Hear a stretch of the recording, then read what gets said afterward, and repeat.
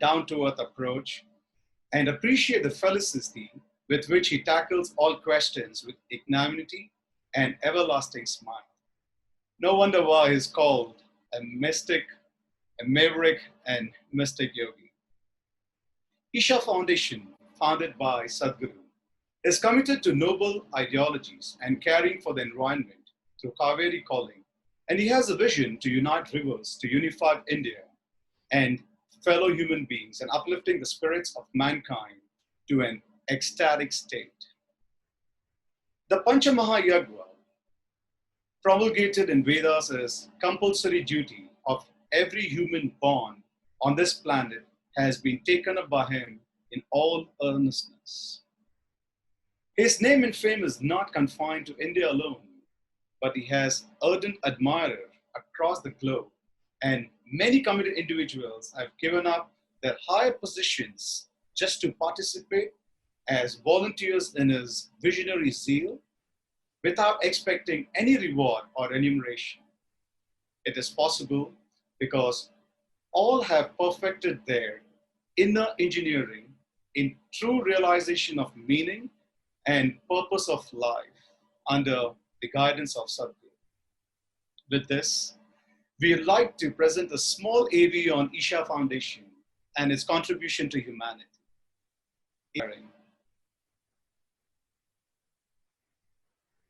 Do I have Guruji coming in?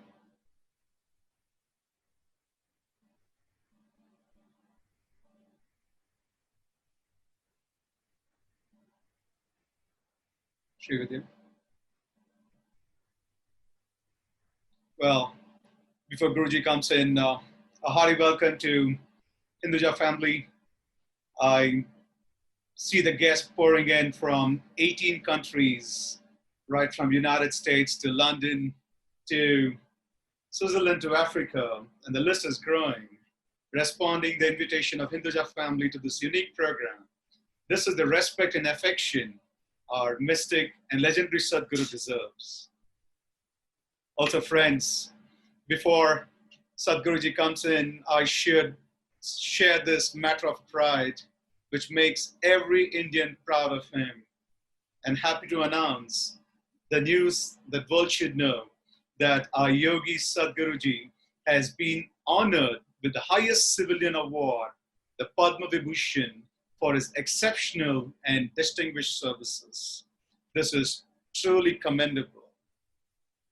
We are awaiting Guruji to come over, and until then, I also see Guruji Pranam. And Namaskaram to all of you. Namaskaram and welcome, sir. Guruji, before you came in, I was announcing how proud we are about the honor you had recently were conferred with, the Padma Vibhushan Award. Wow, truly commendable, sir. Thank you for making us all so proud. And to start with, we now call upon Sri Anup Jalota ji, the famous singer, to present a bhajan to add divinity to this program with his delightful, melodious rendering. Over to Anup Jalota ji, please.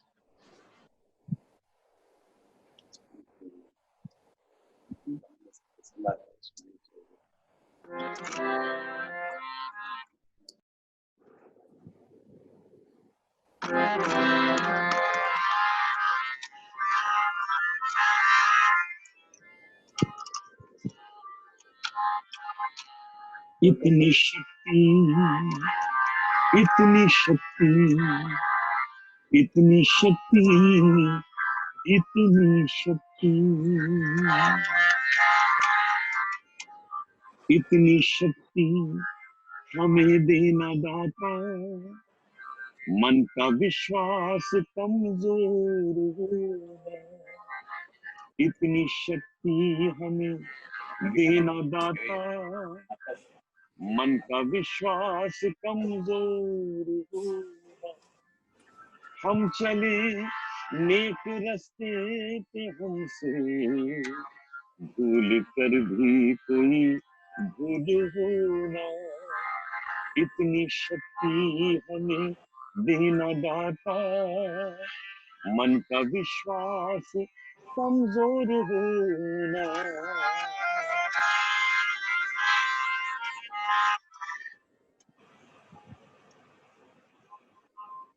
हम न सोचे हमें क्या मिला, सोचे किया क्या है अर्पण।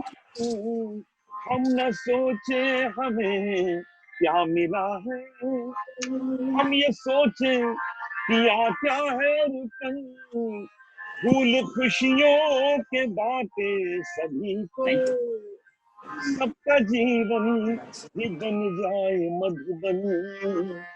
अपनी करुणा का जल तू बहा के, कर दे पावन हर एक मन का तूना। हम चले नेक रास्ते पे हमसे भूल कर भी कोई भूल हो ना। इतनी शक्ति हमें देना दाता, मन का विश्वास कमजोर होना।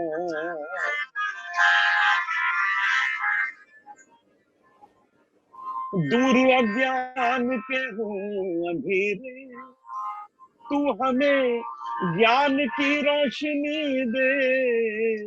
दूर अज्ञान के हो अंधेरे, तू हमें ज्ञान की रोशनी दे।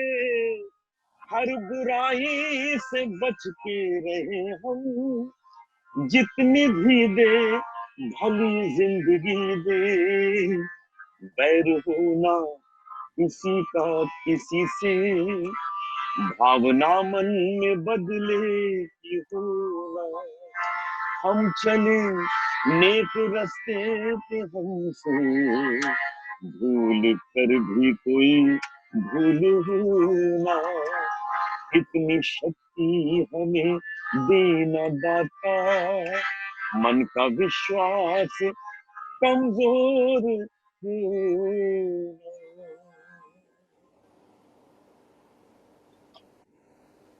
Thank you very much. Thanks a lot. Thank you, Anupji. Thanks. Anup ji, namaskar. Pranam. Guruji, today we have taken the theme for this interactive session with you as life senses in challenging times. The topic itself is quite enigmatic, and more so when the whole world is passing through this crisis. When we see so much of suffering and loss of precious life all around, we are prone to develop a kind of vairagya, asking to ourselves this question, is that all to life? I would like to invite Sri Gopichandji Hinduja to set the mood for this lively and much expected interactive session with you, Sadhguruji. And I deem it a privilege to introduce Sri Gopichand Hindujaji and all his brothers, Sri Ashok Hindujaji, Sri Prakash Hindujaji, Sri Srichand Hindujaji, popularly known as Hinduja brothers, who are managing a global conglomerate company involved in a world range of activities, right from foundries to motor vehicles, banking, call centers to healthcare, you name it, they are global. There's a famous quote, become rich or famous before you become a philosopher. Perhaps an ambitious man in pursuit of success goes through so much of hardships, ups and downs, uncertainties and fears, the life struggles teach him to be fearless, purity of heart, perseverance in acquiring wisdom, and subjugation of the senses. These are the value upheld and practiced by the unified, undivided Hinduja family. Despite Forbes has branded them as billionaires, their simplicity, humility, compassion, munificence, and nobility of thoughts and actions make them stand out like an already a full ocean. Now I call upon Sri G.P. Hindujaji, whom we call Sadhguruji, as God's prophet. All four brothers are named as G.P. for gross profit, A.P. for after profit, S.P. for surplus profit, and last is P.P. Prakash for profit. So may I now request upon Sri Gopichand Hindujaji to welcome Revered Sadhguruji and also elucidate on the topic we have chosen for the interactive session, Life Senses in Challenging Times. Over to you, Hinduja sir. Dear Guruji, Divine Soul, my global friends all around the world, lords, ladies, sirs, ministers, ambassadors, I am very grateful that all of you have joined us. And especially, I am speaking on behalf of my brothers, my extended family, my daughter, Rita, Satya, Ambika, all the grandchildren, my sons, my daughter-in-laws, they are all fond of Sadhguruji because they get inspired. He is a unique human being in the world. Now, I don't know whether he is a mystic yogi, he is an intellectual, he is a man with wisdom, he is a philosopher. But I have seen one thing, that anyone puts any questions to him, his answers are so to the point that everyone get inspired, and even after the show gets over, it has an impact on the life. So Sadhguruji, firstly, we are greatly honored that you have accepted our invitation. We need your blessings, not only for the Hinduja Parivar, but for all my global friends, whoever is attending here and whoever is not there. In today's time of COVID-19, everyone is in a fear. And everyone is going through different problems, including economic problems. I don't think any doctor, professor, university can treat them. With your wisdom, I am sure once they are out from this show, they will get lot of consolation, and with your blessings, they will really be relieved, and at least their fear will go away.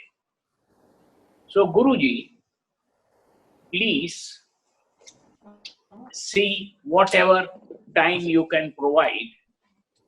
We will be very happy. My global friends will be very happy. And there are so many questions which have transpired and everyone wants to know. But today our main subject is how you can keep all of us away from fear and what should be done in this pandemic problem. Is it, we call it a World War III, or is it a creation of Almighty to teach every one of us in the world to be on the right track? So Guruji, I leave it to you because I know you have a limited time, and please take it forward.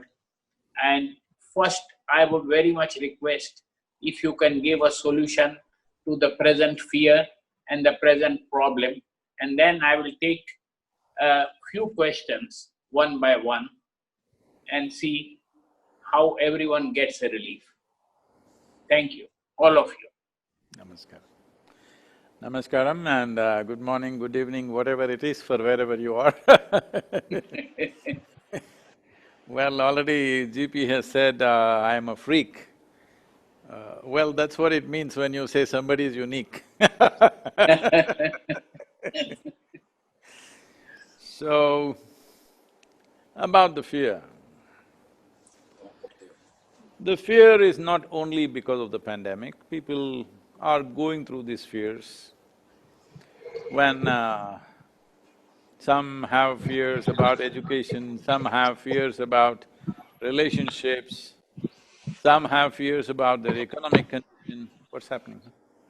There's noise. There.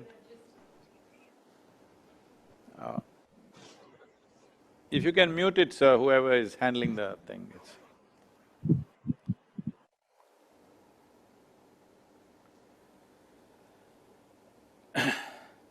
People have different… people have fears about different things. So, how to get rid of economic fear, how to get rid of relationship fear, how to get rid of fear of death, there is no such thing. We need to understand this. This is a kind of an evolutionary issue. In the sense, what we call as evolution, from a single-celled animal to who we are right now, this complex form of life, one significant aspect of it is the neurological system has become more and more complex and more sophisticated in a human being compared to any other creature on this planet. So in this process, our body also evolving, but not as rapidly as our neurological system, so we have an intelligence for which generally we don't have a stable enough base. In other words, to put it in another way, GP also from London and many others. So you have heard of Charles Darwin for sure. And he said something like this, I'm making it extremely simplistic, this is not the whole science. But to make it very simplistic, a goat could have become a giraffe in some million years. A pig could have become an elephant in many more million years like this. But a monkey became a man rather too quickly. So quickly that anthropologists think there must be a missing link somewhere and they have not been able to find that.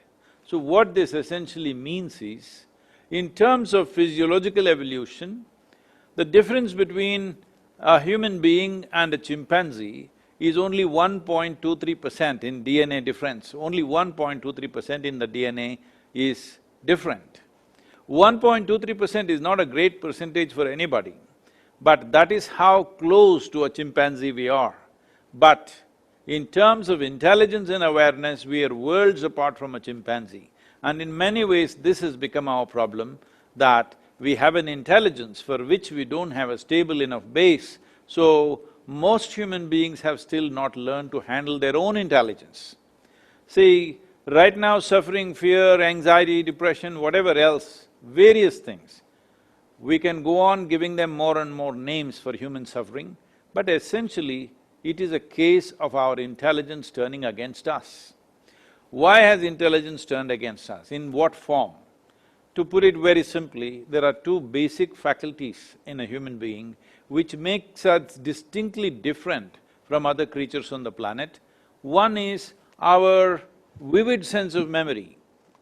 We have such a vivid sense of memory, no other creature has this kind of memory. We are very vividly remember every detail of whatever happened. Because of this, our life is richer than any other creature. Why human life is much more rich, why we have a language, why we have literature, why we have so many other expressions in human societies is mainly because our memory is so vivid and rich. And because of this kind of memory, we naturally have, in reflection, a very fantastic sense of imagination. Now, what is it that people are suffering if you look at it? Well, people suffer what could have happened 10 years ago today. It happened 10 years ago, but they will sit here and suffer that today. What may happen day after tomorrow, already they suffer.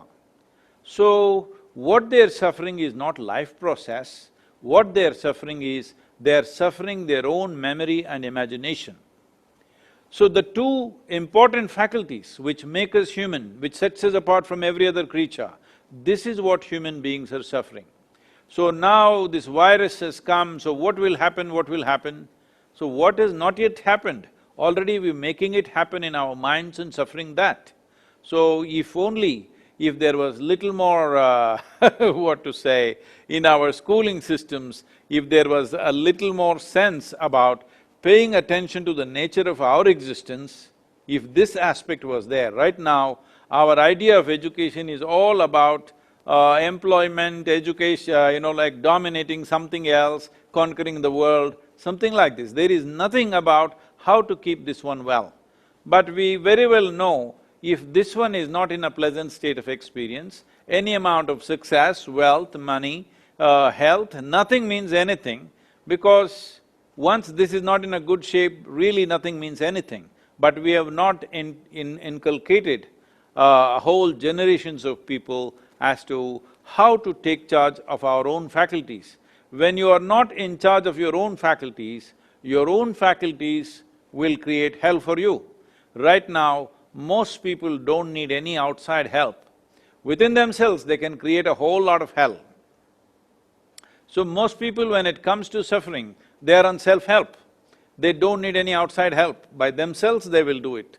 If you just leave them in one place all by themselves, you will know this. People come to me and say, Sadhguru, I can't stand my mother-in-law, she's too horrible, and well, my husband, of course her son, what to do, and my wife is so terrible, my boss is not even human, like these kind of things.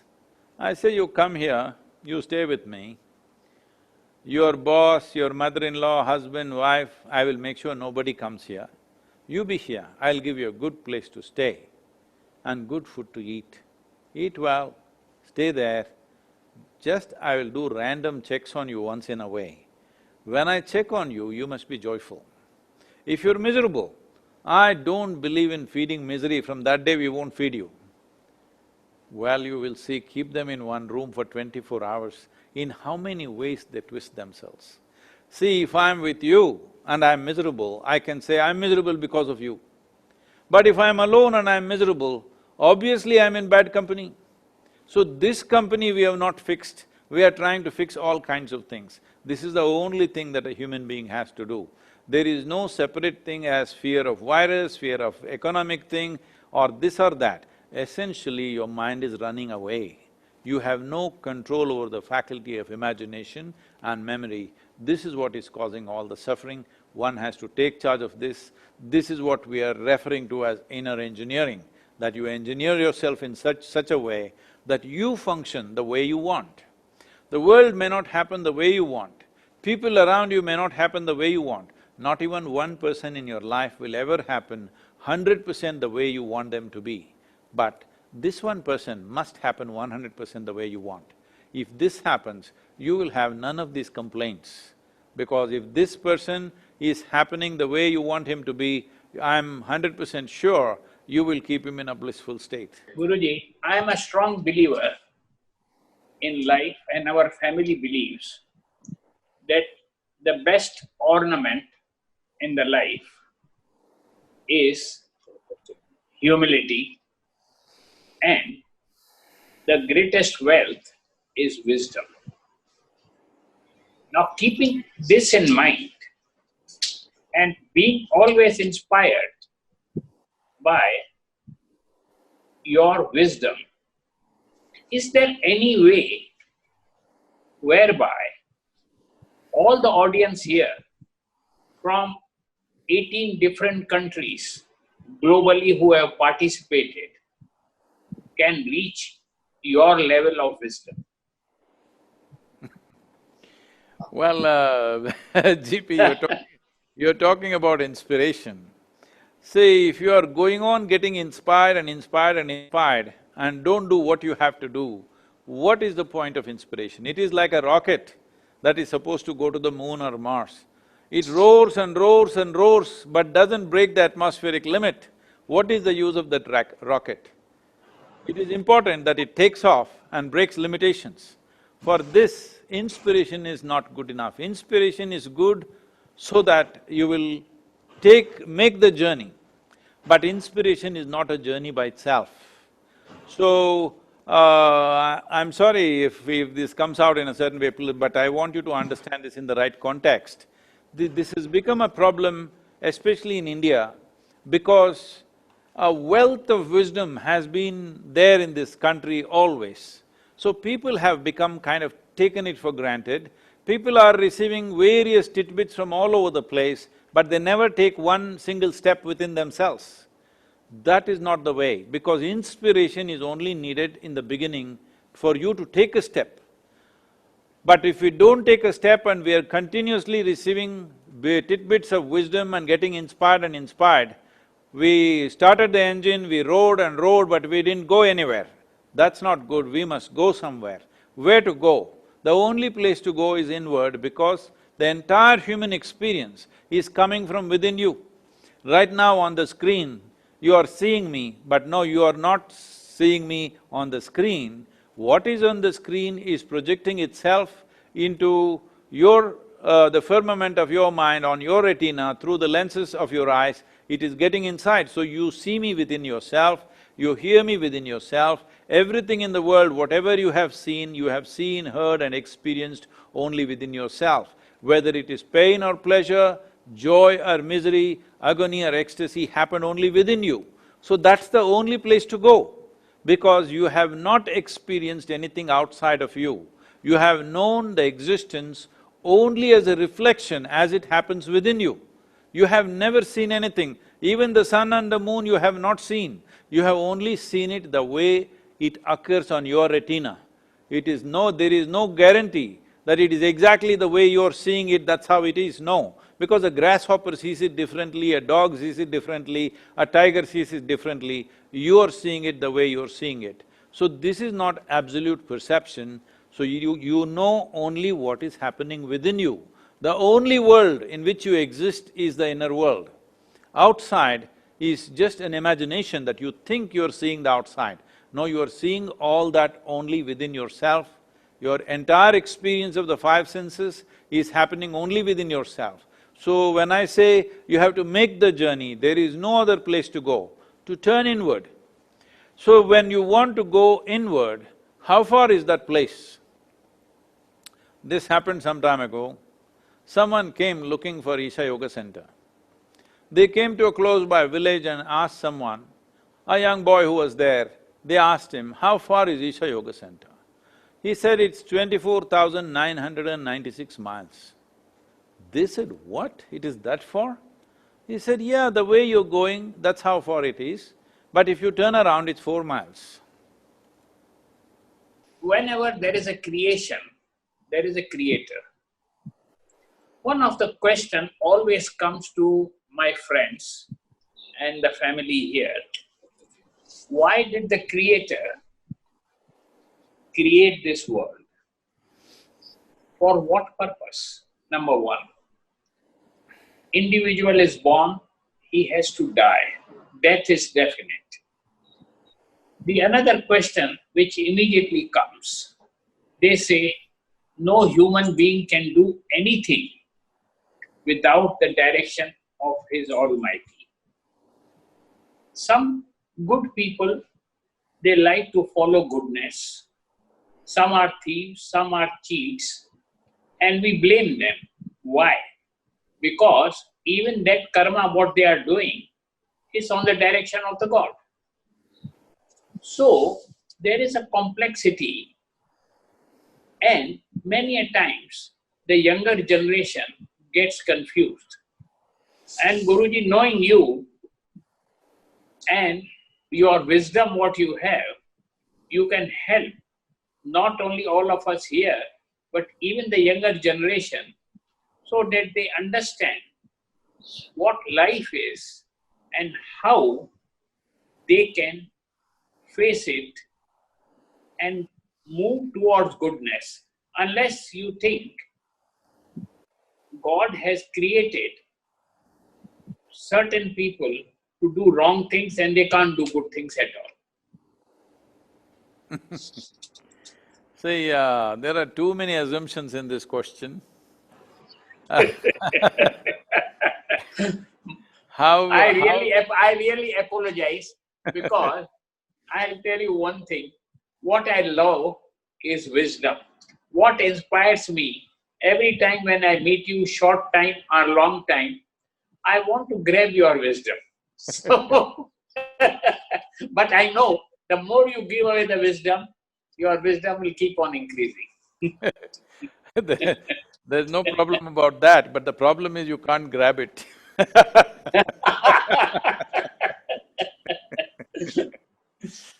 So, see, there are too many assumptions in this. First thing is you believe there is a God, and that idea of God is your idea of God, and there is a creator, and there's a process of creation. These are all simple, I would say, a very human way of thinking.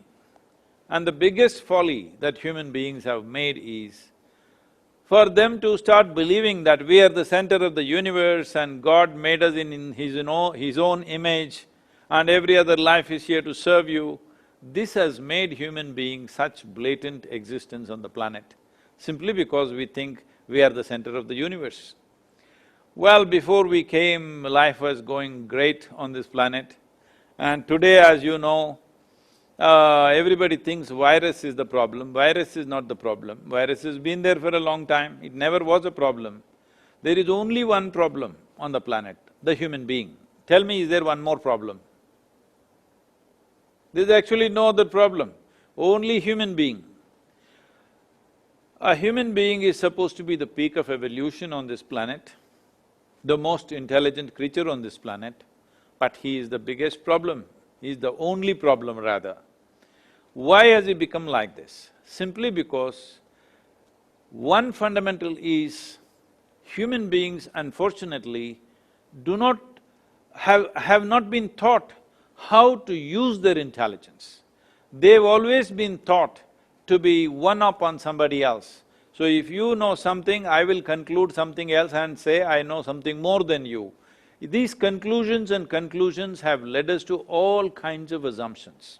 Can I tell you a joke, GP, or are you in a serious mode of this question? A young boy, a 8-year-old boy came home from school in the afternoon and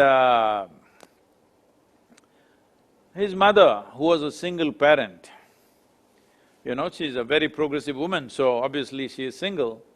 So, he came home and asked, Mama, is God man or a woman? Well, she thought about it and thought about it. She thought all the gender issues which are happening in United States all the time. After much thought, she said, both, God is both. Then the boy went into some thought. Then he came back and asked, Mama, is God black or white? She again thought of all the racial issues which are happening. Whatever you say is the issue, so after much thinking, she said, both, he is both black and white. Then he went into profound thought and came back after some time and asked, Mama, is God straight or gay? She thought about all the issues associated with that aspect of life, and after much thought, she said, both. Then the boy jumped in joy. He said, I got it, it's Michael Jackson. So everybody arrives at their own conclusions in their own ways, supported by their cultural milieu in which they are grown up and whatever. If you do not assume anything, why has God come into existence? Essentially because you don't have an explanation for creation. So much creation, before you and me came, so much creation. Who did this? Initially, first thing is almost every child looks up to the mother, thinking it could be her. Then you understand, well, she delivered you, but she couldn't have delivered these galaxies and planets, not possible. Then you look at your father, then you know he could not have done all this. Then you look at every other adult, you don't see anybody competent enough to create all this. Too magnificent, too elaborate, too fantastic for anybody around us to create this. Then what is the simple childlike assumption that we come to is, God is a big man. So that big man is somewhere, because we feel, how could he have done so many things with just 2 hands, we put 10 hands on him, all these kinds of things. But now there is a debate, you know, in the southern churches in United States, they are beginning to argue, is God a man or a woman? Big argument. In India, we have no such problems because we have a man god, we have a woman god, we have a cow god, we have a snake god, we have an elephant god, a monkey god, a flying one, creeping one, crawling one, every kind. Because we foresaw all the future problems that may arise. Because who knows tomorrow who will stand up and ask questions? So we said every kind of god, it doesn't matter, tree means tree god, rock means rock god, monkey means monkey god, everything is god so that you don't question me tomorrow. So, our idea of God is a cultural evolution within a certain geographic limitations. Now there is also argument in United States whether God is white or black. Big argument. Well, they tried to settle it, about 12 years ago in the elections, but that didn't help. Now, they tried to settle whether it's man or woman in the last election, that didn't help. So, here we are not knowing what is the nature of God. I'm sure because of your engagement with Africa, you definitely know about Idi Amin. Nobody has missed him, the Indians cannot forget him. Idi Amin declared God is black. I agree with him, because if white man can have a white God, why can't a black man have a black God? But the problem is, these people do not know. We in India know God is brown. We are sure about this. Because to those lands, God sent only His Son and messengers. In India, He Himself landed 9 times. You know the 9 avatars. 9 times He landed in India, so we know His color, we know His many things. Other places only messengers and sons went. Indians are very proud, especially Indians who live outside the country are very proud. God came to our country Himself 9 times. So I keep reminding them, that is because God Himself came to India because He knew He could not trust Indians with anybody else. He wanted to do the job hands-on. So He came not once, 9 times and failed. See, whether He came 9 or 10 times is a question, but failure is not a question. He's obviously failed, it's very clear if you look at the population. So, this is to mainly tell you that our ideas of God are made up in our minds and we make a culture out of that. But the reality is, you do not know what is the source of this creation. Assumptions and assumptions and assumptions, this will not help. If one wants to know, the first and foremost step that you need to take is to become in such a way, what I know, what I do not know, I do not know. This is very important. Only if you see I do not know, the possibility of knowing comes. But in a culture which is as old and rich as India is, it's very difficult to say I do not know, because somewhere you heard one piece of Veda, somewhere a little bit of Gita, somewhere some other Upanishad, some other teaching. Just teachings are there everywhere, every street corner, wisdom is pouring out. So, bits and pieces of that, very difficult for Indian people to say, I do not know.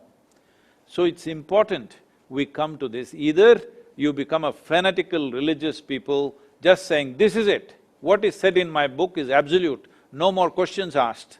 This is one way of handling it. Otherwise, if you are a seeker, you just say, I don't know. Because I don't know is not a negative state. I don't know is a very dynamic process of knowing. In the yogic culture, we are always asking people to identify themselves, because what you identify with, you become that. You identify yourself with your ignorance, never with your knowledge.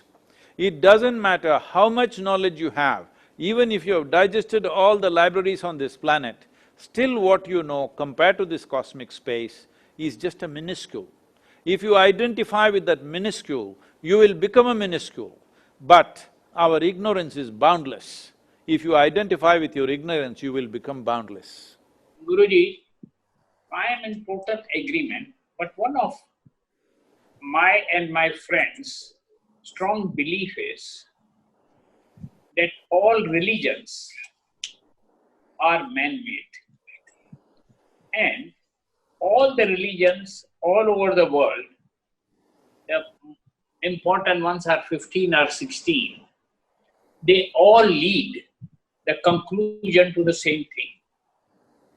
And keeping this in mind, we brothers in the Hinduja Foundation have worked since last 7 years and have made a book on all religions. And the conclusion of each and every religion, we are showing that the God is same. Neither black, nor white, nor brown, nor anything. And the only problem I am facing, that our religion here in India, because of now avatars which have taken place, is much deep and longer. And when I compare it with Christianity, Islam, and other countries, they are small. So I've tried to see how there should be a justification in the book, so that in the end, whoever reads it, he understands that all religions are one and they are all man-made. I don't know, Guruji, would you agree with this? Or you think all the religions' lessons, what are being taught to the children, are different? That's one. And my last question will be, before I hand over to my brother, how important are the blessings of parents and elderly people?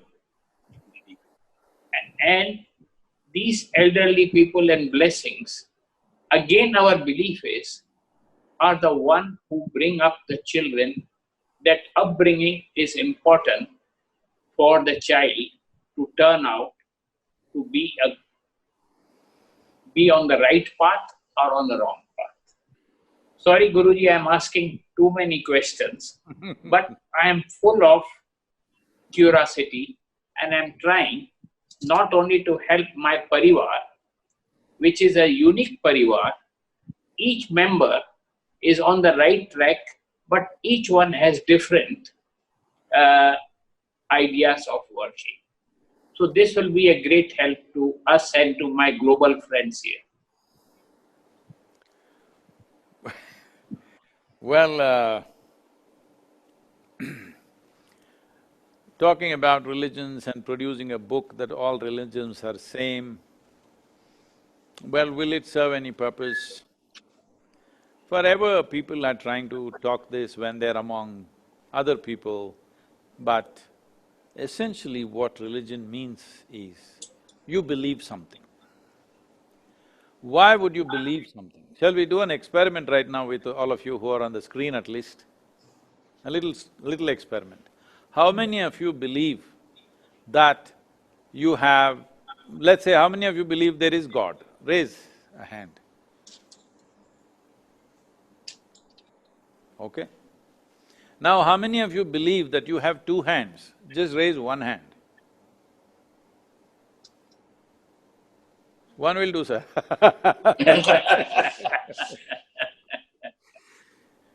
So, now do you believe that you have two hands, or do you know that you have two hands?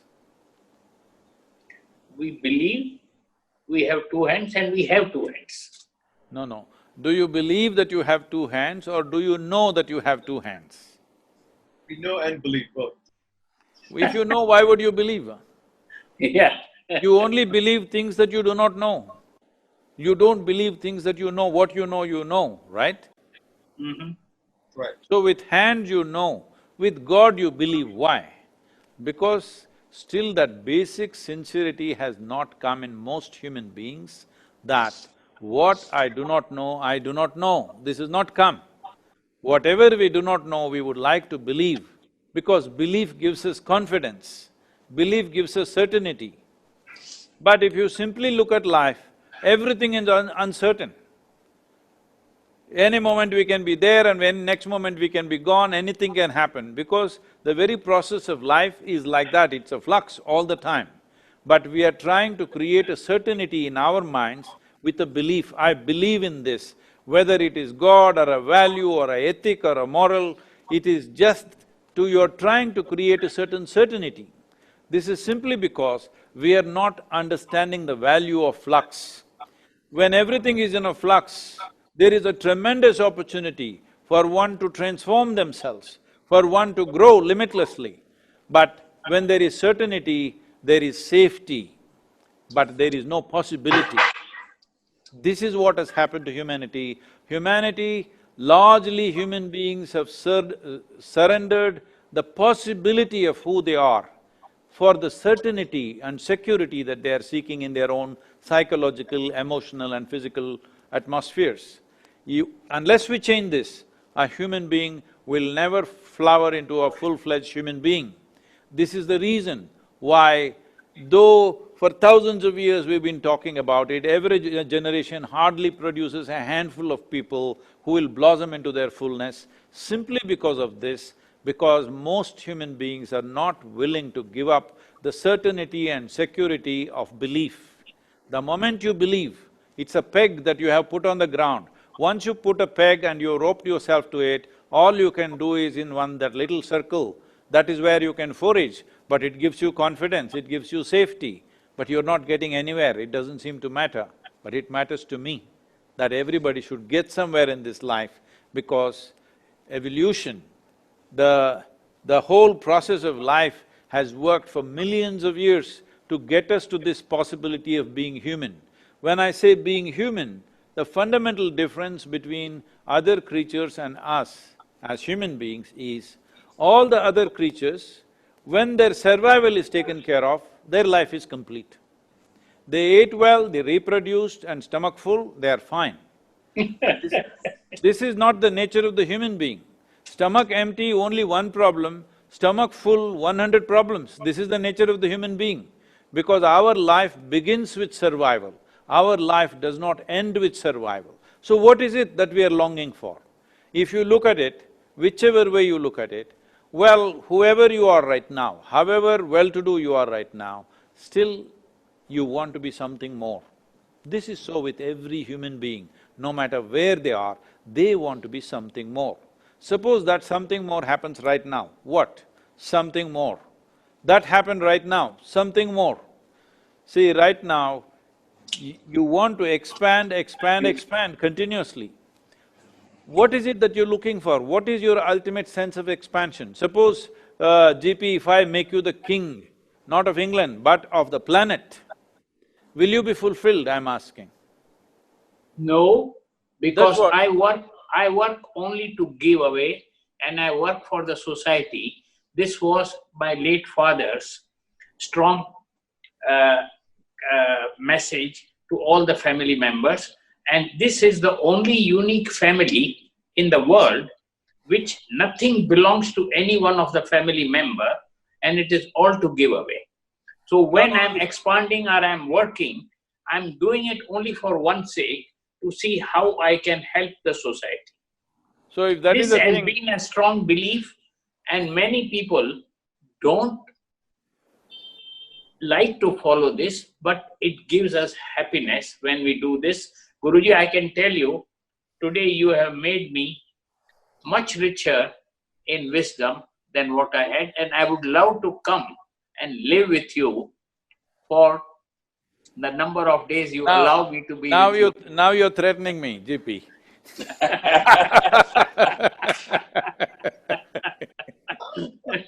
No, if you become the king of this planet, you can give much more, isn't it? I don't mind. When king means we have to be much more humble and be like a commoner. I don't is have fine. to be king to rule them. No, to give only, let's say to give only. Yes, Would you then like I don't to be… mind. You don't… Then I don't mind. Suppose if we can make you the king of the solar system, you can give much more. Would you like to be that? Of course, with pleasure. So what about the galaxy? The king of this galaxy? You can give much more. Of course. But what about the 100 billion galaxies? I would be loving to do anything which helps the society Fine. and which helps the others, because what gives me happiness… The important thing is, whether it's in giving or taking, you want to expand, right? Yes. I don't see any difference between giving and taking because in my experience it's all the same. Because there is nothing to give, nothing to take, because we came with nothing, we'll go with nothing. With nothing. What is there to give? Only what we gather, we give. So it's okay. Different people use it in different ways, some people spend it, some people give it. Whichever way, one day everything will be given away, there's no problem about it. Whether you want to give it now or you want to give it post-mortem, this is all the choice we have, there is no choice about giving or not giving. So, whichever way, whatever the quality of life it is, whether it's of love, pleasure, knowledge, money, wealth, everybody is wanting to expand. I'm asking how much expansion will settle you for good?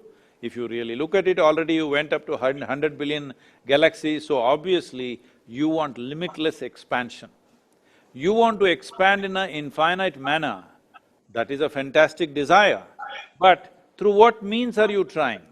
You are trying to expand through your body, through your mind, through your wealth, giving away or taking away, whichever way, but these things will always remain small because you cannot touch infinity in installments.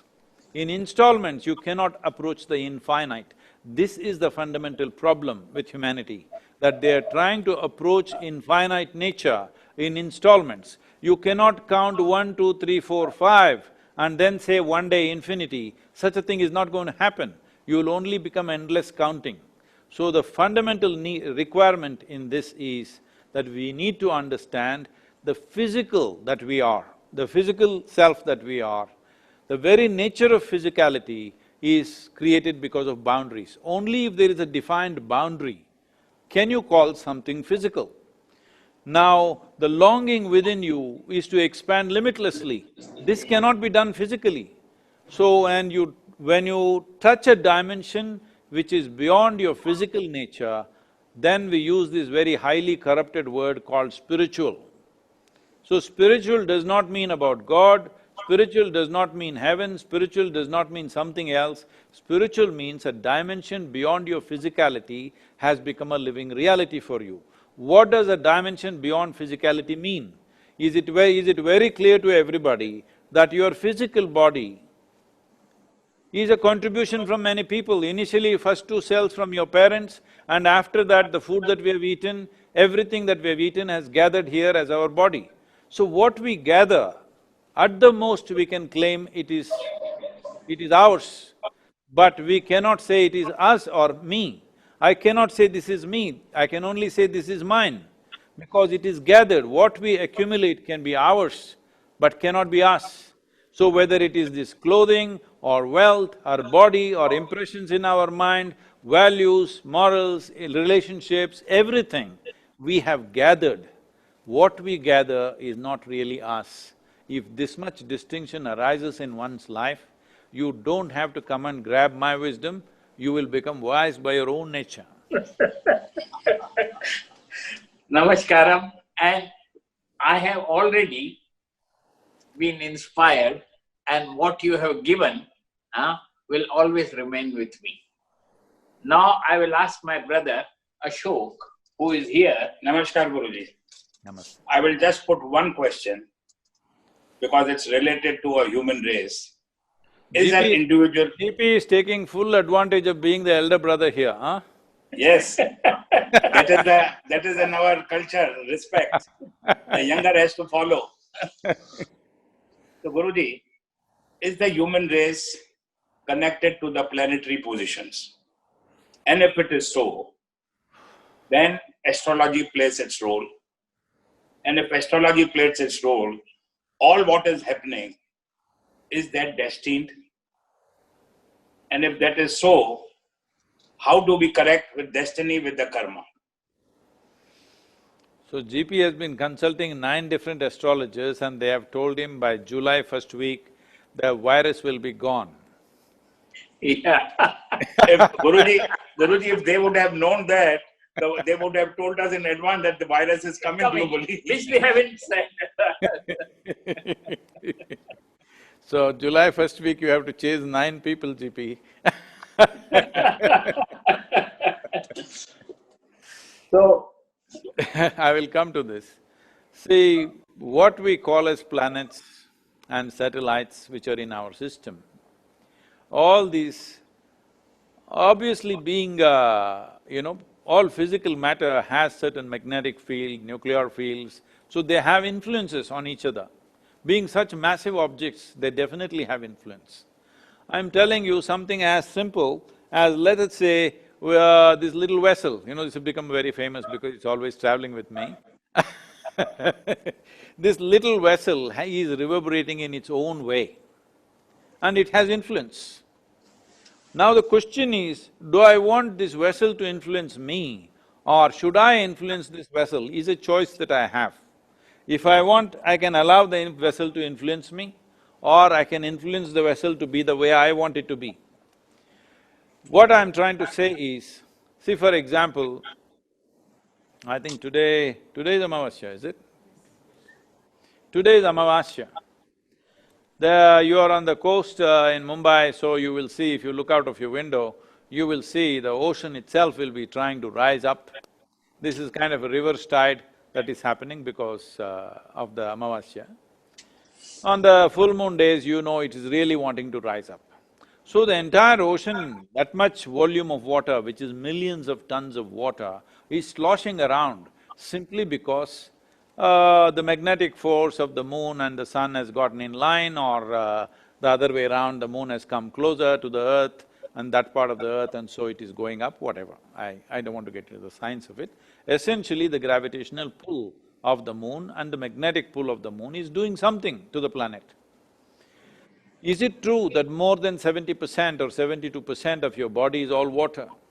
So if the oceans themselves are rising, what makes you think the fluids in your body are not rising? They are also rising.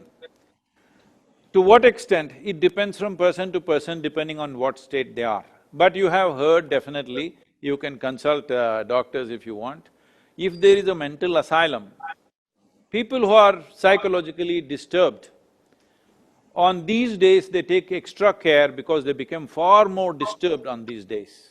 This is not because full moon or no moon causes madness, no it doesn't. It's just that it puts little more pressure on the brain, so it creates an enhancement. If you are meditative, you will become more meditative. If you are angry, you will become more angry. If you are joyful, you become more joyful. If you are miserable, you become more miserable. Whatever is your quality, that will get enhanced on that day because everything is more kind of stimulated. So, when there is such an influence on the planet, just by the moon, which is one of the smallest objects in our solar system, if that's having such an influence, will the planets have an influence? Yes, they have. But that is only if you discount the power of human consciousness. What we are referring to as human consciousness is that dimension of intelligence, that right now, you're all rice eaters or chapati people, huh? Yeah. Both rice and chapati, combination. South is more rice, north is more chapati. Guruji, strict vegetarians and nothing other than dal sabji. It doesn't matter, the food is just an individual choice, it's okay. Let's say you eat a piece of chapati, it goes into you and within 4 hours' time, this chapati becomes you, isn't it? Chapati doesn't look like you, doesn't feel like you, doesn't smell like you, nothing. But you put it inside, it will become a human body. From chapati to human body, in terms of evolutionary process, it's millions of years. Because the GP said, vegetarian, I can't say a piece of fish or chicken or whatever. So, from a piece of chicken to a human being is a millions of years of evolution, you are doing it in 4 hours' time. So there is an intelligence here. There is an intelligence within this which can make a piece of bread into a human being. This is not a joke. Suppose I take a chapati in my hand and turn this into a human being, who would you think I am? Definitely you would think I am the creator, isn't it? So Of course. the very source of creation is functioning in every human being. In every creature, it is functioning. So, if I take a chapati in my hand and do it, you will think I'm a creator, but you are doing it in your stomach, why are you not the creator? simply because you are doing it unconsciously, that's all. If you can tap into this fundamental source of creation which is throbbing within us, if you find access to that, then why will you look at the planets and stars? When the source of creation is throbbing within you, if you find access to it, you will not be influenced by planets, you will influence the planet. It's the other way around.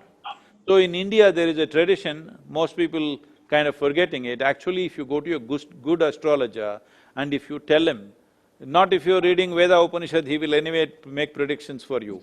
But if you tell him, I am on an active spiritual path, he will say, no, I will not look at your kundali or your hand or anything, because none of those things will work. What this means is, that means you've taken charge of your life. Either you can take charge of it or you can let other things influence you. That too, stars and planets should influence you? No. We need to understand what we are calling as a planet or a star is an inanimate object. An inanimate object should not determine the nature and the course and the destiny of human life. Human life should decide the destiny of inanimate objects. So this is what your Guruji say, karma. So we have to go strongly with our karmas. Karma means action. If we don't act, how will it happen? Thank you. Good.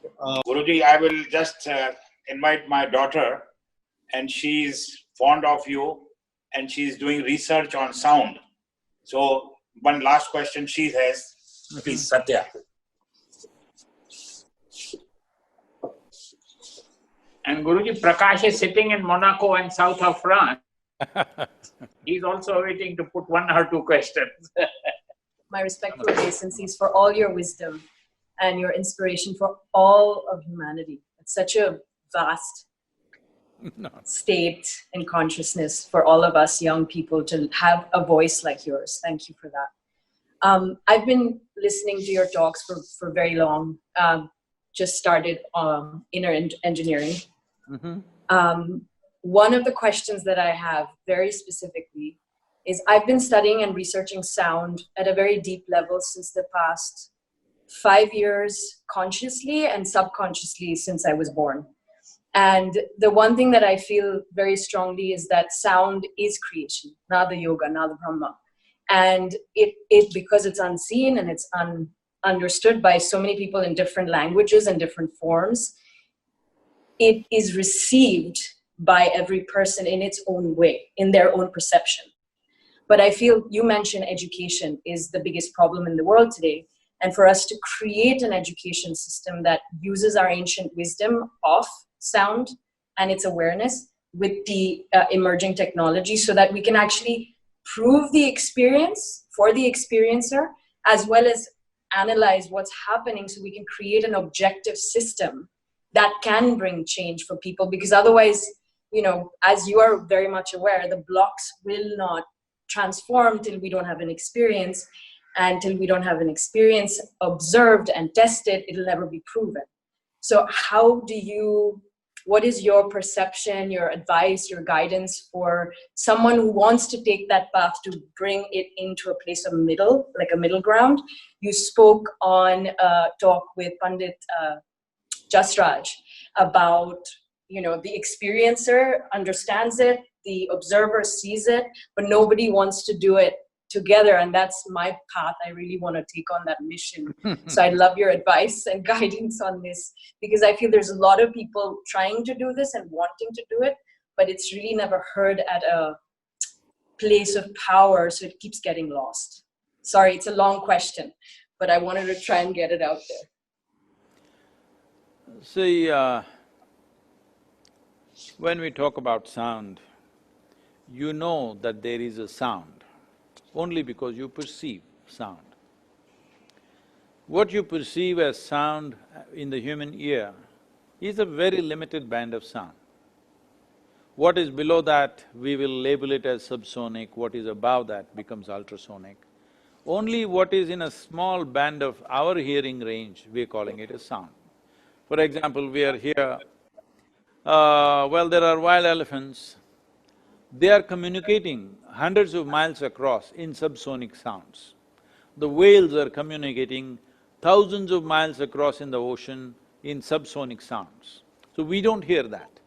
So right now, well, your phone is there. If… if the phone is there, if somebody is talking, it's all over in the air. But you don't get it, you need the instrument of a phone to catch it, otherwise your ears are not able to catch it. So there are a million sounds happening here. Any amount of sound is happening because what you call as a sound and what you call as a form are two manifestations of the same thing.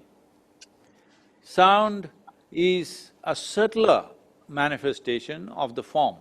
For every sound, there is a form attached to it. If you feed a sound into an oscilloscope, it gives out a certain pattern or a form.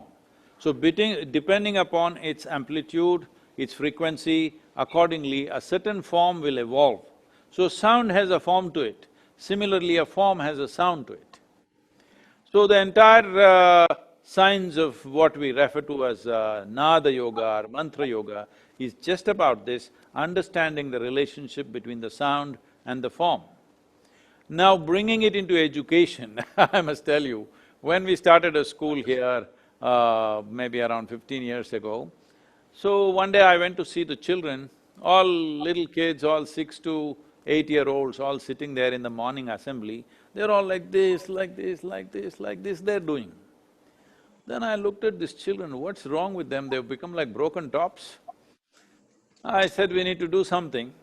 Well, they're too young to teach them anything else, so I told them to just start the 7 notes of the music. Morning 12 minutes, they must do it every day. An intense 12 minutes. You won't believe, I went there after 3 months, they're all sitting like this, all very steady and stable. That's the kind of impact it has. So how we use the sound? As an individual, as a human being, if you want to use the sound in an effective manner, the sound is a certain amount of energy, a certain reverberation of energy. So, there is a form, the subtler form is sound, and the subtler form of that is energy. So here you have energy, which is what you're calling as life, for this can become sound. But if you can infuse your energy in a certain way into the sounds that you utter, now this sound will have a tremendous impact. A singer, a musician, sometimes any musician you speak to, you will see that they will always share that on a certain day it so happened I was in this temple or in this place, somewhere I went, I got so inspired, I sang in such a way that I have not been able to sing like that ever again. Any number of musicians always keep on saying this, because on that one day, they were able to infuse that life energy into the sound, and suddenly that sound had a magnificent impact on everything around them. So this one can train properly. We have a school called Isha Samskriti, where the education consists of only Sanskrit language, yoga, Kalaripaitu, which is the martial arts, classical dance, classical music, and English language. English language is just a passport to the world. These are the 5 subjects that they learn. They don't learn any physics, chemistry, mathematics, nothing. There are a few arithmetic workshops, banking workshops, accounting, so that practical knowledge to live in the world. But otherwise, this is all they do. You must come and see these children, what they're capable of, in terms of sound, in terms of music, what they can do. Most of them are less than 22 years of age now, the oldest ones are less than that. So, you must come and see. I think if you come and spend some time here, we can set up… If you tell me exactly in what way you want to implement it, we can write a blueprint for that. Beautiful. Very good. Thank you. Thank you, Prabhu. Now, my last request is Prakash. Prakash? Yes, I'm here. You have the opportunity now to… Prakash, request… Namaskaram, Guruji. How are you? I'm so happy to have a privilege to be with you in the audience. I remember the days we first met in Davos at the World Economic Forum. How we hugged each other. Yeah, the way you were singing, all the Austrian police thought both of us were drunk or something. It was all because of your, it was all because of your, you see, inspiration to me. Well, Guruji, what happened? It's working, you can ask. Yes, working. Now, I would like to mention to you, and first of all, yesterday was my birthday. Oh, happy birthday. I'm so happy that I'm getting your blessings today. And it's a coincidence that the date was fixed, you know, not yesterday, but today, because I am a newborn in the world. So I would request you to bless me so that all my friends who are watching your program should know that your blessings plays a very important role for the humankind. Thank you very much. Now, I would like to put a question to you, Guruji. We Indians, all the global humankinds or human beings, have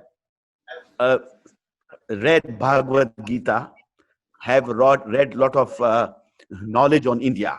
The olden civilization goes back several thousand years ago, where people used to come to India to learn the knowledge from India.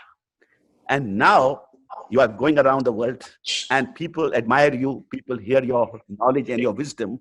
And I had mentioned to you last when I met at the Opera House, if you remember, your Guruji, that how can you transform the world through your wisdom and technology, like the people are taking aspirin or taking Panadol or something or the other, so that through your Uber medical technology, everybody gets the peace of mind.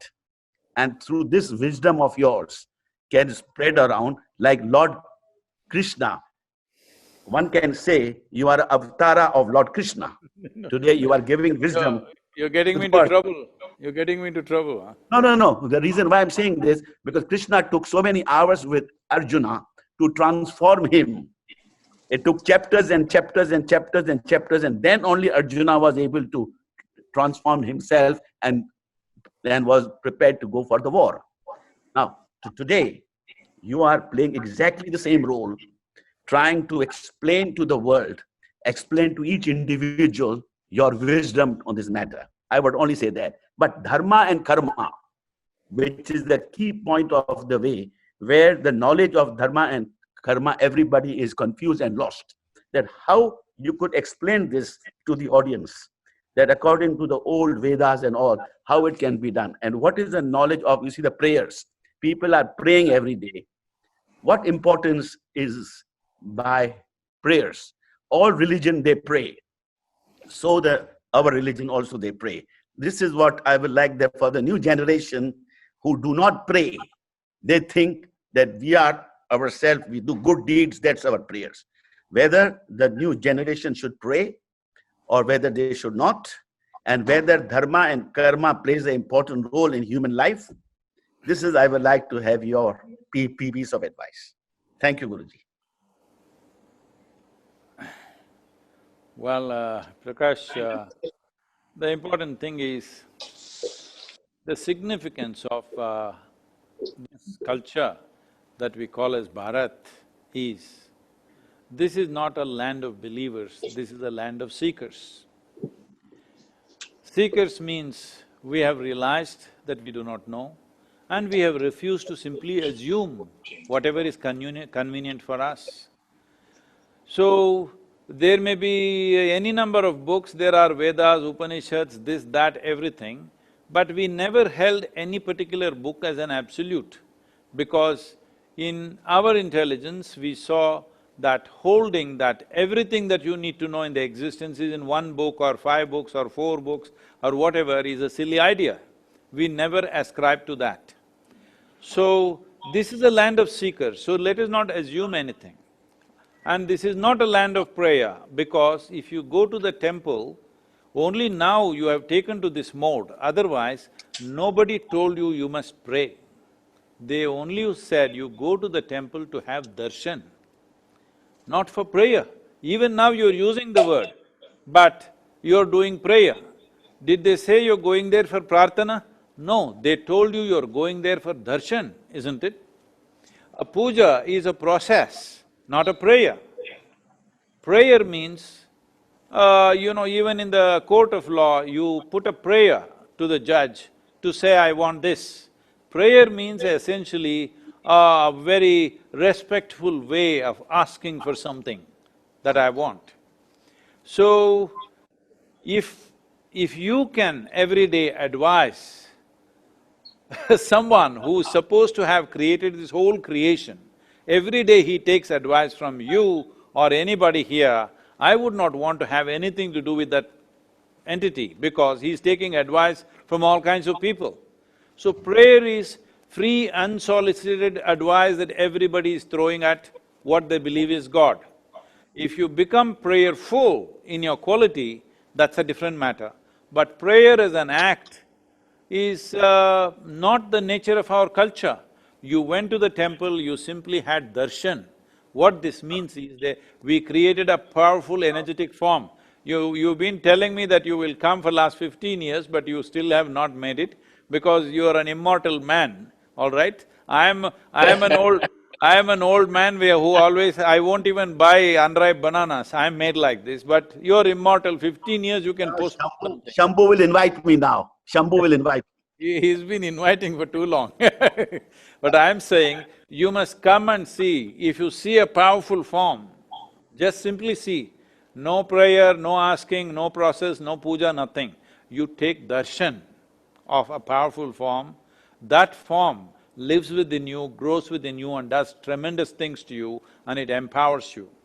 This is the only culture which clearly understood, we made our gods, we know this. Everywhere else, people believe God made them. Now unfortunately, all of you have gotten infected with this. Otherwise, in this culture, we know we made the gods, that is why we made so many of them. For what? Because is it an artistry or something? No, there is a science to it. We understood just now this girl, GP's daughter, is it? Ashok? No, AP Ashok's Ashok daughter. Satya. Okay. So the girl was asking me about the reverberation and the sound and the impact of the sound. Well, we made the form, the sound and the processes in a certain calibration that if you do all these things together, it will empower you in a certain way. Essentially, see, even probably in the north it's largely lost, in southern India even now it is very common for people to refer to the murti in the temple as a yantra. The word yantra means a machine. So we are calling God a machine, do you understand? So when there is Janalinga temple here, thousands of people come every day and many people hold it above their lives. When I say this is a tool, people will say, Sadhguru, don't call it a tool, it's more than our life. So you think there is something wrong with a tool? See, human beings are today dominating in this world compared to all the other creatures only because of our ability to use tools. Otherwise, ants would eat us up, not elephants, you don't need elephants or dragons. Ants will eat us up because we are so physically weak. Only because of our ability to use tools, we are who we are. What are tools? Suppose you were made like a tree, rooted to one place, would you have invented a bicycle, I'm asking? Would it mean anything? Only because we have mobility, we thought of faster mobility. Suppose you had no eyes, you have no visual apparatus, would you have thought of a telescope or a microscope? No. If you had no hearing capability, would you have thought of a microphone or whatever phone? Only because we have these faculties, we are making machines which will enhance our faculties. Similarly, we made energy machines which we installed in temples, powerful windows that using this you can open up a whole new dimension for yourself. You must come and see the Bhairavi Devi, people experience her in such a way. Well, you said you're only 1 day old, but Bhairavi is only about 8 years or 9 years old? 9. 10 years old she is, but she is so powerful. This is recently manifested Devi, but these are instruments of power. If you approach it in a certain way, it will unveil and open up different dimensions of life. To approach different dimensions of life, we created different kinds of murtis. You are supposed to instill that form in you. That is why darshan, not prarthana. Darshan is the important thing. Prarthana you go and do to the king and the judge, not to God. With God you want darshan, you want to just see, that's all. I had your darshan also. Thank you very much. Guruji, I will request Anand Swarana. He has from audience many questions, but Anand, maybe a small one or two you can put, because we are running against the time and I know Sadhguruji has to leave. Absolutely. Thank you. Guruji, you've got a question from the audience, which is more from GP's daughter's friends have sent in, saying that if at all you want to forward, this is what they say, we try hard to raise above things and we keep failing and we keep falling. How is it that we don't get disenchanted and stop trying at all? Say, this happened one day. A small baby turtle, with great difficulty, slowly it climbed a tree, went up on a branch to the edge of the branch. It took 24 hours to get there. Waited for a few minutes and then just jumped and fell flat on the ground. After he recovered from the pain, once again he started the journey, went up the tree, went up the branch and again jumped and fell down flat. So this went on for days. The two birds who were sitting in the opposite tree looked at each other and said, "I think it's time we tell him he is adopted." Got it. Okay, Anand, anything else? Are we? Yeah, there's one very important question, which is again coming from, this is like I say, and which is very much need of the hour, which I believe you do justification to this. It says, a lot of people have been forced into isolation during this time, making it harder to deal with mental health and depression. What are your suggestions on dealing with and opening about mental health challenges? As I already said, for most human beings, their own intelligence is their enemy. If they had half the brain that they have, they would be very peaceful. Even now, if you take away half the brain, they will be peaceful. But a full brain is causing so much trouble. So essentially, as I said earlier, our education systems have not taught anything about how to deal with myself. We are talking about psychiatry, that's not the way. The fundamental faculties that we have, how to take charge of that is not there in our education system. Because of that, our own faculties are troubling us so much, which we call it as psychological or mental challenges. Well, right now, few professors and scientists from the Harvard University, from Indiana University, from Rutgers and Florida University did a certain research. It's one of the largest sample of studies that has been ever done on yoga, meditation, these kind of things. They did a study on the inner engineering practices. 90 days of practice of inner engineering process, they found that the BDNF factors, that is, the brain derived neurotropic factors are threefold, that means 300% higher in 90 days' time. And BDNF determines your mood, your anxiety levels or how peaceful you are, your experience, how you experience life, your immune system, everything is determined by the values of BDNF, and threefold higher than normal is what they found in nearly 82% of the people after 90 days of practice. And one more thing for the young people is, ask them to look at my eyes, I look always stoned. Never touched a substance, but I look stoned because there is something called as cannabis receptors in our body and in our brain. Millions of cannabis receptors are there in our brain and in our body, two varieties of them.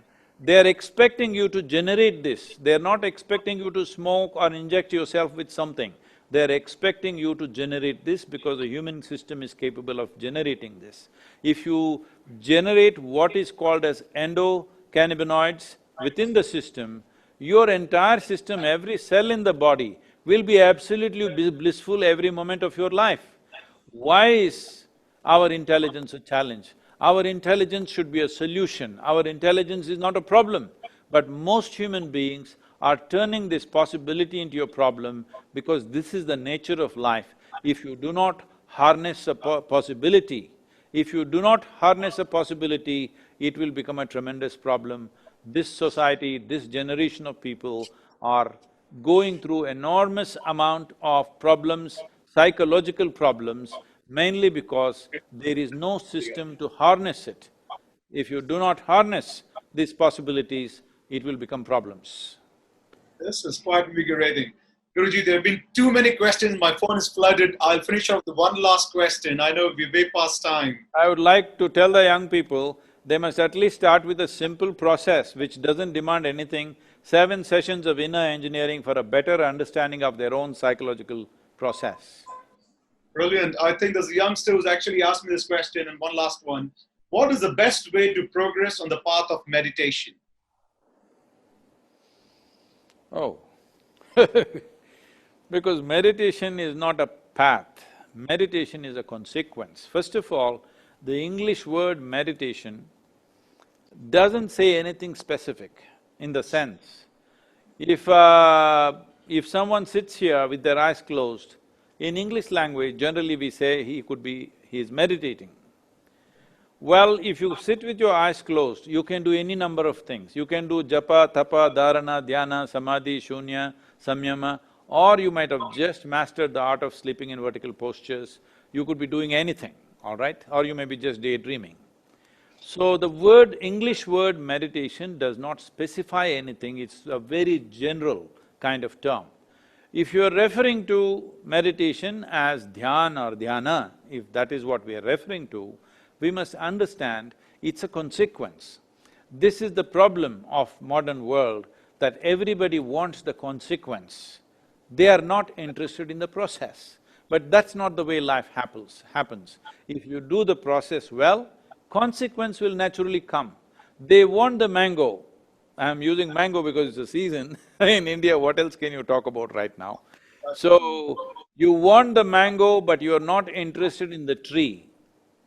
Life doesn't happen like that. So if you want to be meditative, you don't seek meditation.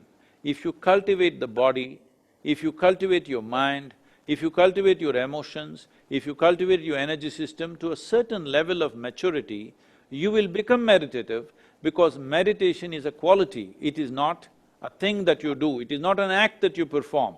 It is like the fragrance of a flower. If flower has to be fragrant, you can't go there and spray perfume in it. You have to put filth to its roots. If you put filth to its roots, fragrance will come out of the flower. So similarly, you need to understand your body, mind, emotion and energy, if they're cultivated to a certain level of maturity, you will become meditative, you will live with it. It is not a path, it is a consequence. Great. This is wonderful. Well, I have no words to express how we're feeling after listening to you. It's like very similar to what Arjuna told Krishna. Says that my delusions have been destroyed. By your grace, I have gained true knowledge. I remain freed from doubts and vacillation of mind. I shall conform to your instructions.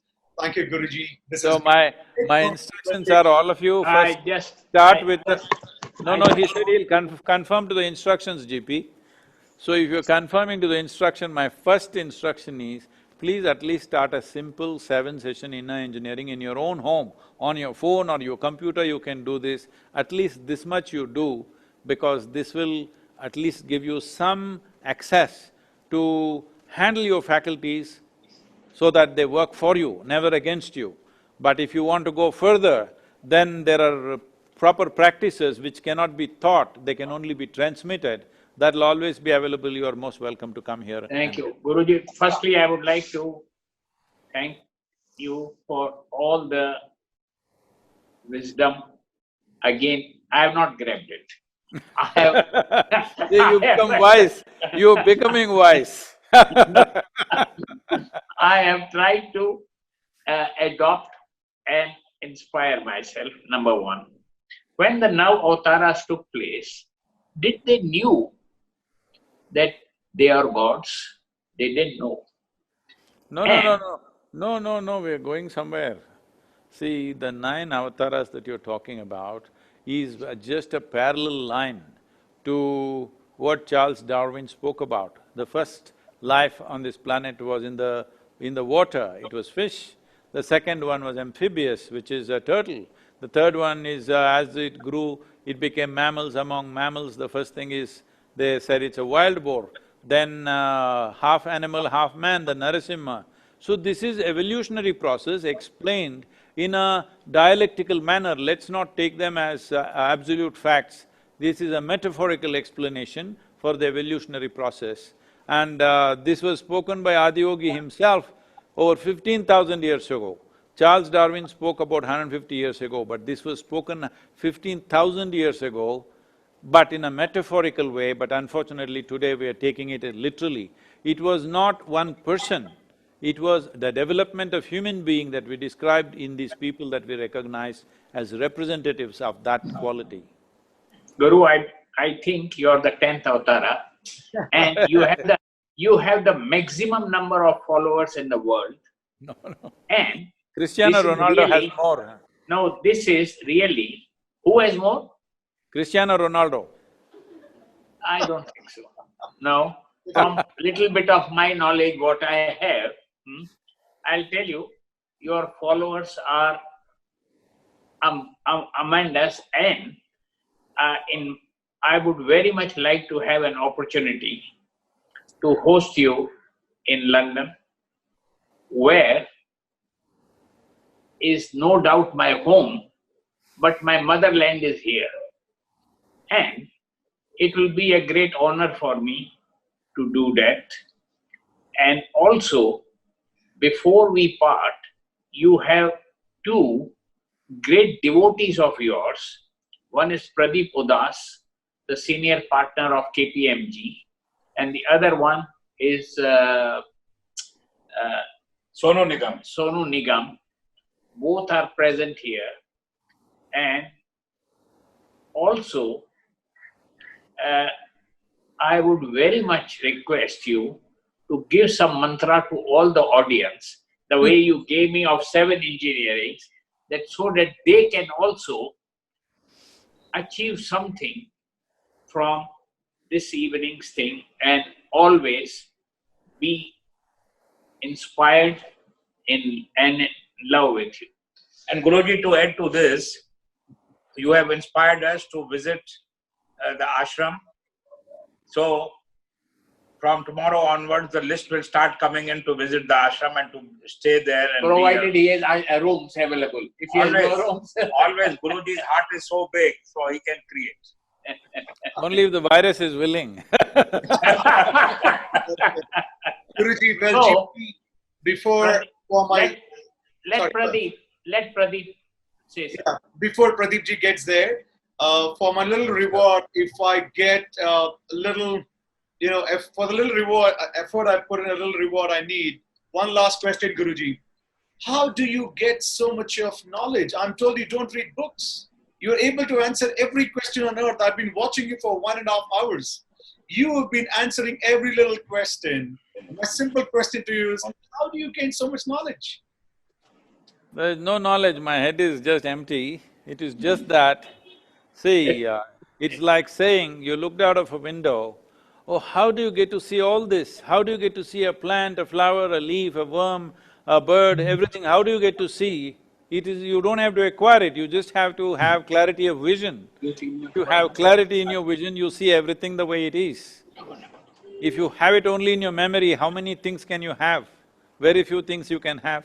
But if you have eyes to see, you will see. So this is not about knowledge, this is about just clarity of vision. Guruji, once you are avatar 10th, the answer… You're getting me, you're going to get me killed. Pipi, you're going to get me killed.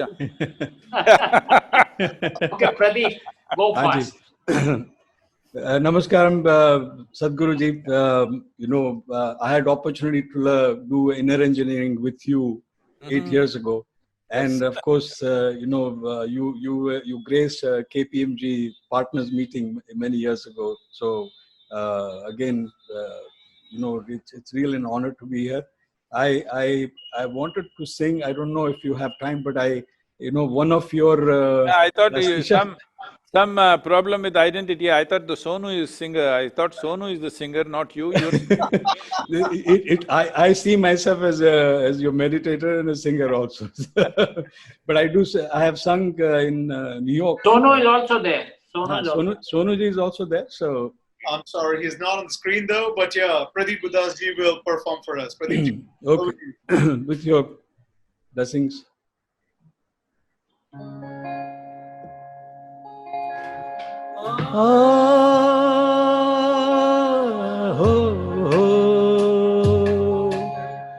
केसरिया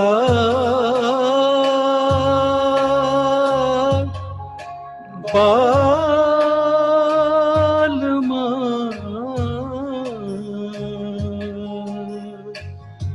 आवो नी आवो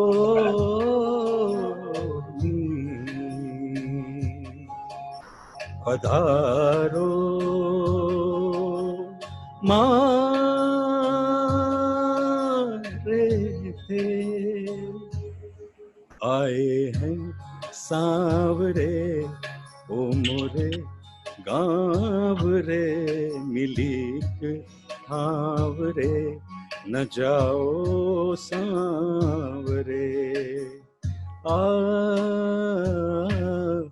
आए हैं सांवरे ओ मोरे गाँव रे मिलीक ठावरे न जाओ Sanwer.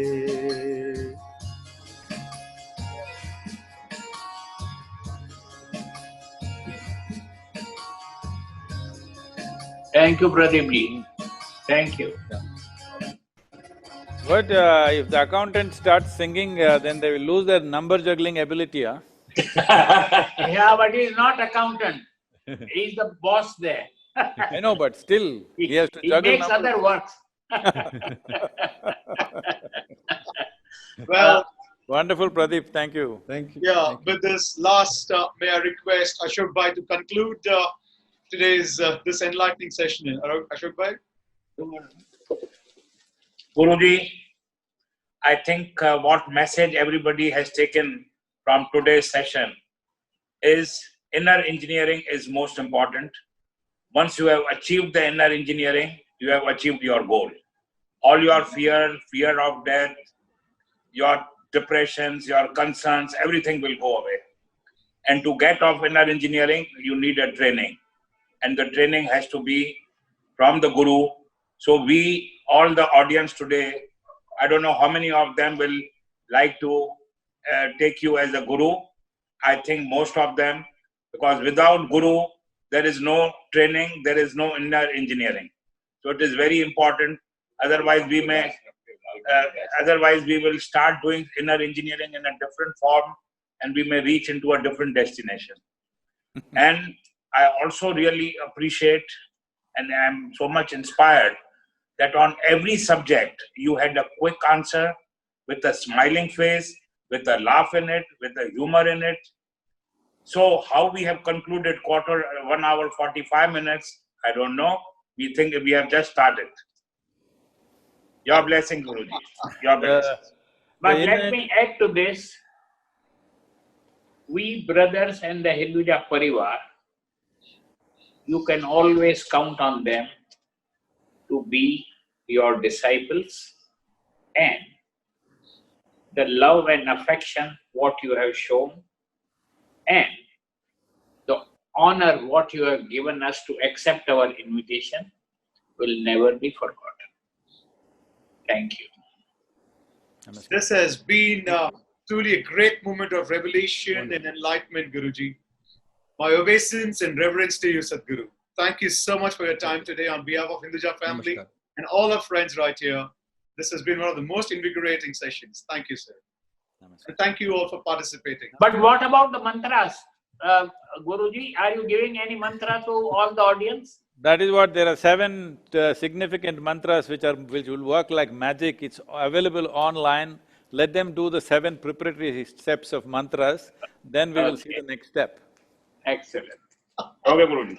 Namaskar. Thank you. Namaskaram. Thank you all. Appreciate it. Friends, before we go, Isha Foundation has made some requests. May I take this opportunity to read you all? There's a Corona Relief fundraising auction charity by Guruji, where he himself has painted beautiful, and he says that a painting donated by Sadhguru to raise funds to beat the virus. As a fundraising initiative by Isha Foundation, outreaches relief efforts for those affected by coronavirus outbreak in India. Sadhguru has donated his painting, which is measuring 4 into 2 square feet, titled Bhairava, to the trust in gratitude to whomever donates the highest amount towards the cause. This painting by Sadhguru is a tribute to Bhairava, an iconic bull, which we say, who was part of the Isha Yoga Center for many years, before passing away recently. Using only charcoal and small amounts of turmeric and lime on a background made of cow dung, this is completely organic painting. The proceeds from this auction will go towards providing meals to local villages and migrants, workers affected by the lockdown, as well as support, equipments and PPEs to the healthcare and administrative officials working in the area. Well, friends, whomsoever feels, please be generous and try and support. Anand, where is the painting? Will you show the painting, please? Isha Foundation, if you're around, can you please show the painting? Gentlemen, can I request you? Sri Vidya, are you there?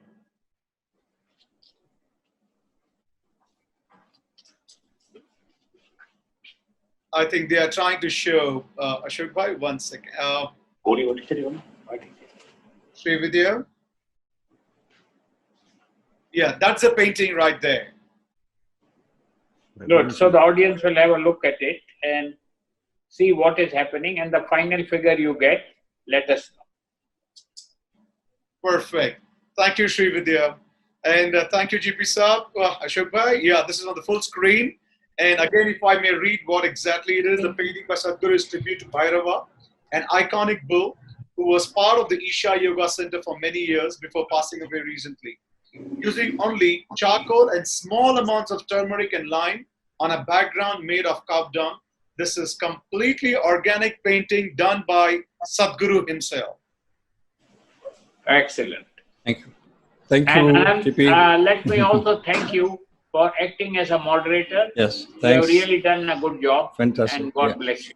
Thank you. God bless Thank you. you so much. Take care all. Thank you and have a great Thank you. Good night, everybody. Thank you.